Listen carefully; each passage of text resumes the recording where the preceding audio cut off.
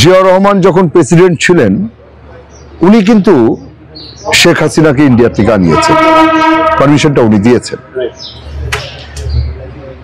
এটাও কিন্তু একটা ইতিহাস, এটাও কিন্তু অস্বীকার করার কোনো জোর নেই। ছাত্র নেতারা ছিলেন, আপনার রব সাহেব ছিলেন, তারপর আব্দুল কুদ্দুস মাখন ছিলেন, সিরাজ শিকদার ছিলেন, যে ওনার নাম হলো সিরাজুল আলম খান দাদাভাই ছিলেন, শেখ ফজলুল হক মনি ছিলেন। এগুলো তো ইতিহাস, তাই না? এগুলো তো মুছা যাবে না। কিছু কিছু ইতিহাস আছে যে মুছা যায় না। যেমন ৭৫-এর পট পরিবর্তন হলো, মোস্তাক সাহেব প্রেসিডেন্ট হলেন, এটাও বুঝতে পারবেন না আপনি, এটা থেকে যাবে। তারপরে শেখ মুজিবুর রহমানের, আমি এটাকে সিম্বলিক বলবো, যে শেখ মুজিবুর রহমান একজন সিম্বলিক। উনার এই ছবি বা উনার চেহারা বা উনার ভাষণ, ৭ই মার্চের ভাষণ, এটার উপরে মানুষ স্বাধীনতার দিকে এগিয়ে গেছে। উনি স্পিরিটটা পেয়েছে। উনি স্বাধীনতা ঘোষণা করেছি কি ঘোষণা করেনি সেটা ইতিহাস বলবে, তাই না? কিন্তু স্পিরিটটা কিন্তু ওনার কাছ থেকে এসেছে।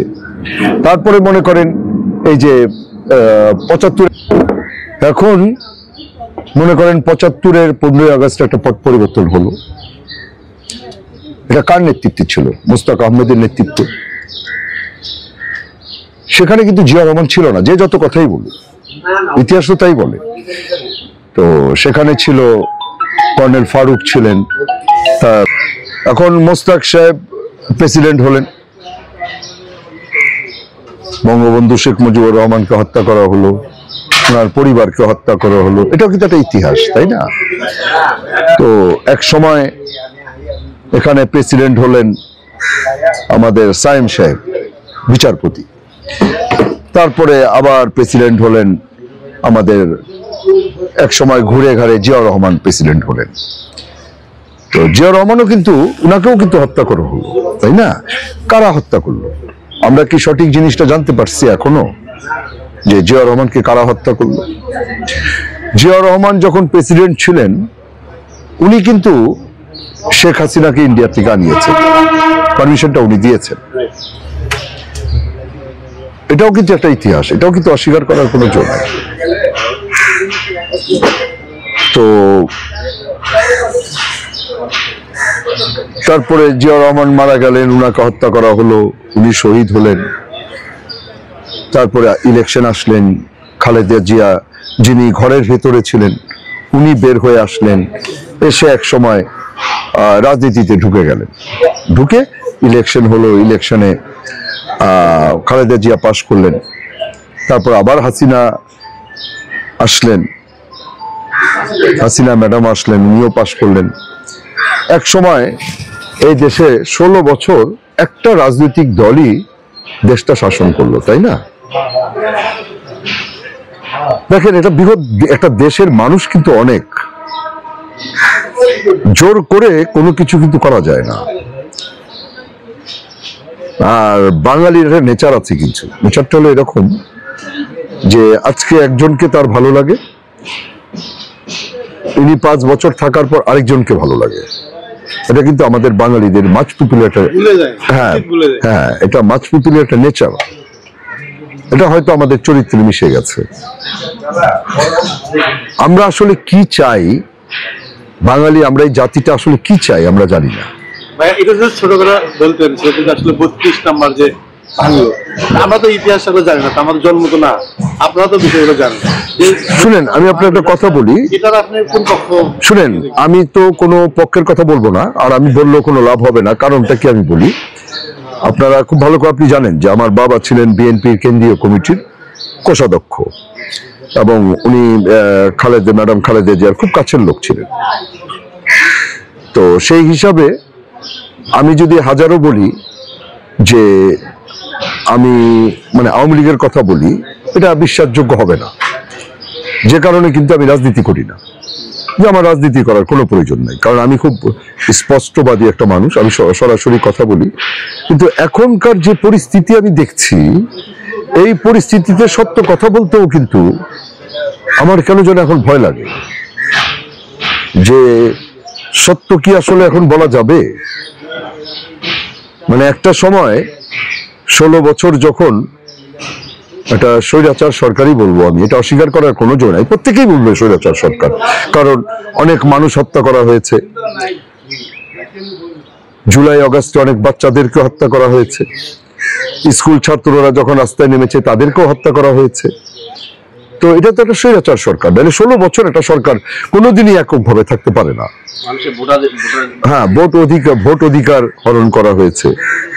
তো দেখেন, আমি আমার বাবা যদি অন্যায় করে, মানে মনে করেন আমার বাবা খুব ভালো লোক, কিংবা উনি অন্যায় করেছেন, কিন্তু একটা সময় সেই অন্যায়টা মুছে গেছে, কারণ উনি অল্প সময় ছিলেন, মনে করেন উনি আমার বাবা। তো আমি এক সময় শাসক হলাম, তো আমি শাসক হয়ে শোষকও হলাম। তো আমি যখন অনবরত অন্যায় করতে থাকবো, তখন কিন্তু শুধু আমার বাড়ি ভেঙে দিবে না, কিন্তু আমার বাবার বাড়িটাও ভেঙে দিবে, কারণ আমার বংশের নিশ্চিহ্ন করতে চাইবে মানুষ। এটা কিন্তু একদম বাস্তবতা। আমি হয়তো বলতে পারি যে ভাই আমি তো অন্যায় করেছি, আপনি আমার উপরে যা করার করেন, আমার বাবা কি করেছে, আমার বাবা তো মরে গেছে। না, এটা হলো আমাদের মানুষের একটা নেচার। মানুষ তৈরি হয় এমন ভাবে যে সন্তান অপরাধ করেছে মানে এই বংশের সবাই অপরাধ, মূলটা উঠে ফেলতে চায়। হ্যাঁ, মূলটা উঠিয়ে ফেলতে চায় মানুষ। এটা মানুষের কোনো অপরাধ না, এটা একটা জেদ থেকে তৈরি হয়, এটা রাগ থেকে। এটা আমার যেটা মনে হয় যে 75-এর পট পরিবর্তন করার পরও শেখ মুজিবুর রহমানের বংশ যখন আবার দাঁড়িয়ে গেছে, এটা থেকে মানুষ হয়তো খেপেছে যে এদেরকে আবার একদমই নিশ্চিহ্ন করা উচিত, নাহলে এরা আবার আসবে এবং এরা আসলে আবার অত্যাচার করবে। এটা একটা ধারণা তৈরি হয়ে গেছে মানুষের ভেতরে, আর সেই ধারণাটা তৈরি করেছে প্রধানমন্ত্রী শেখ হাসিনা নিজেই। এটা মানুষের অপরাধ আমি বলবো না। এখন উনি যদি এসে স্বৈরা শাসন না হয়ে গণতান্ত্রিক সরকার যেভাবে দেশ চালায় এভাবে যদি চালাতেন, তাহলে আজকে হয়তো শেখ মুজিবুর রহমান জাতির পিতা হয়েই থাকতেন। তো আমি যদি আমার বাবাকে শেষ করে দেই, তো দোষটা আমার না জনগণের। তো উনি প্রতিশোধ নিয়েছেন। 75-এ উনার বাবাকে হত্যা করার পর কি সব বাঙালি আনন্দিত ছিলেন? এটা কিন্তু ঠিক না। যদি তাই থাকতেন, তাহলে কাদের সিদ্দিকী 11,000 মানুষ নিয়ে ইন্ডিয়ার ওই পারে চলে যেতেন না। তার মানে কাদের সিদ্দিকী একজন ছিল, তো তার সাথে 11,000 লোক ছিল। তো কাদের সিদ্দিকী কি শেখ হাসিনার কাছে সেই সম্মানটুকু পেয়েছেন? না। এবং বাংলাদেশে কি কোন শেখ মুজিবুর রহমান মারা যাওয়ার পর বাঙালিরা কাঁদেনি? 100 জন হলে তো কেঁদেছে। না না, আমার যেটা ধারণা, আমার যেটা মনে হয়, উনি এই দেশের মানুষকে ভালোবাসেন না। এটা আমাকে বলে লাভ নাই, এটা প্রমাণ হয়ে গেছে অলরেডি। তো কি ভাঙছে, কি করছে, আমি তো এত রাজনীতি বুঝি না। তো এটা একটা রাগের বহিঃপ্রকাশ এবং অত্যাচারের যে ক্ষোভ, সেই ক্ষোভ থেকে করছে। কারণ আজকে পুলিশকে মানছে না, কেন মানছে না? এটা তো সোজা হিসাব যে পুলিশ যেভাবে হত্যা করেছে, এই কারণে পুলিশের উপরে রাগ। আর্মিটা এখনো বেঁচে আছে। যদি আমাদের দেশের আর্মি, এরা দেশপ্রেমিক, এরা জনগণকেও ভালোবাসে, তো ওনারা যদি একটু কন্ট্রোল করতে পারেন, আর যে তত্ত্বাবধায়ক সরকার এসেছেন এখন, আমি আশা করবো ওনারা একটু কন্ট্রোল করবেন। কারণ একই জিনিস যদি এখন মনে করেন শেখ হাসিনা অত্যাচার করেছে, এখন আমাদের বাংলাদেশের জনগণও যদি অত্যাচারই করে, তাহলে তো একই জিনিস হয়ে গেল, তাহলে তার পরিবর্তন হলো না, তাই না? তো আমি তো সৌন্দর্য চাই, আর আমি তো শিল্পী, আর শিল্পীরা সবসময় সুন্দরকে ভালোবাসে। তো কষ্ট লাগে, অনেক কষ্ট লাগে, কারণ অনেক শিল্পীরাও শুনছি অ্যারেস্ট হচ্ছে, অনেক শিল্পী ইন্ডিয়ার রয়্যাল এজেন্ট হচ্ছে, এরকম ধরা পড়ছে শুনছি। অনেক শিল্পীর বাবা মা অত্যাচার করছে সেই শিল্পীর উপরে। এগুলো শুনলে তো কষ্ট লাগে, তাই না? আর দেশটা তো আমাদের ভাই, এই দেশটার কোনো ক্ষতি হলে আমাদের তো খারাপ লাগে, কষ্ট লাগে, তাই না? আর এখন দেখেন, সত্যরও কিন্তু একটা সময় আছে। আপনি সত্য সবসময় বলতে পারবেন না, কিছু কিছু সময় আছে সত্যকেও ঢেকে রাখতে হয়, সময় মতো সেই সত্যটাকে প্রকাশ করতে হয়। এখন আপনি অসময় যদি সত্যকে প্রকাশ করেন, সেই সত্যটা কিন্তু মিথ্যে হয়ে যাবে, যার জন্য একটু বুঝে চলা উচিত। এখন দেশের অবস্থা ভালো না, এখন অনেক রকম শত্রুই থাকবে এই দেশটাকে নষ্ট করার জন্য, সেই শত্রুরও শক্তি হয়ে যাবে। এই সময় খুব চিন্তা ভাবনা করে কথাও বলা উচিত, হাঁটা উচিত, চলা উচিত আমি মনে করি।